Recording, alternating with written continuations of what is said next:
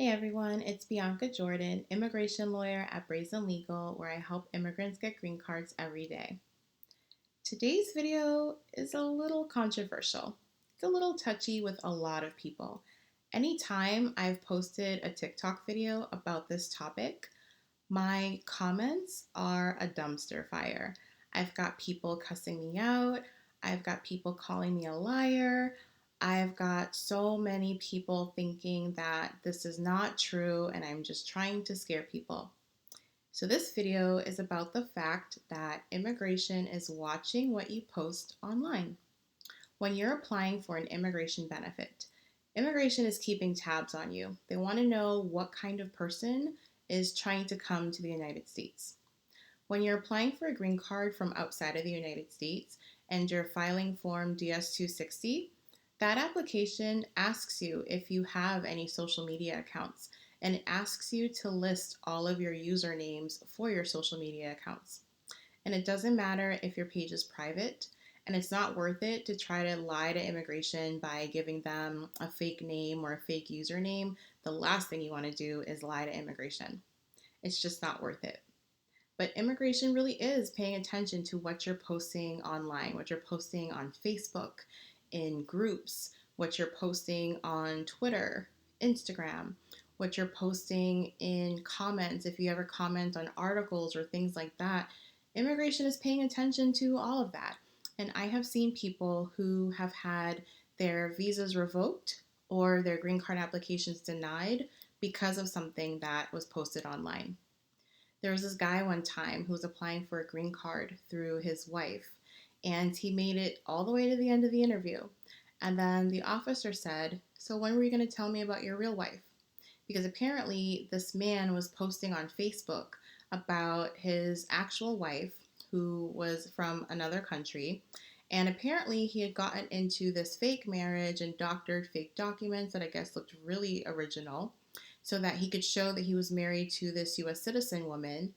And he intended to divorce her as soon as he was able to get his 10-year green card. And then he would want to apply for citizenship and then try to petition for his real wife overseas to come into the US.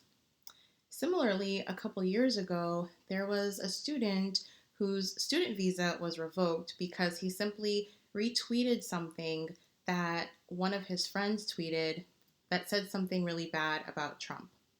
So, immigration is constantly looking at what you're posting online. So, you really need to be careful so that you don't lose your opportunity to gain legal status in the United States. Some things to keep in mind. If you are not a US citizen, do not post about anything illegal. That includes marijuana, which is really problematic and popular for people to discuss and post about. So that includes if you are at a party with your friends and they are, smoking marijuana, but you're not. But then you post a picture or someone posts a picture of you being there. Even though you're not smoking, the people around you are, and maybe there's marijuana visibly in, the video. That's a problem. If you're discussing smoking marijuana, if you're wearing a shirt that has marijuana on it or anything that has to do with marijuana, that's a problem as well. And this includes even if marijuana is legal in your state, like it is in Massachusetts. It doesn't matter because marijuana is illegal federally, and unless and until you are a US citizen, you cannot be engaging in anything that has to do with marijuana. So, again, be mindful of what you're posting online. Again, even if your account is private, it doesn't really matter. The government has its ways.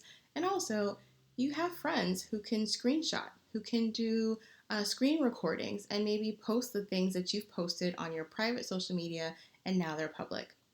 So, whatever you do, just be mindful of what you're posting online and don't post anything that you might regret in the future that could possibly cost you your immigration status. I hope you found this video helpful. Please visit brazenlegal.com to learn more about me, my law firm, and how I can get you a green card.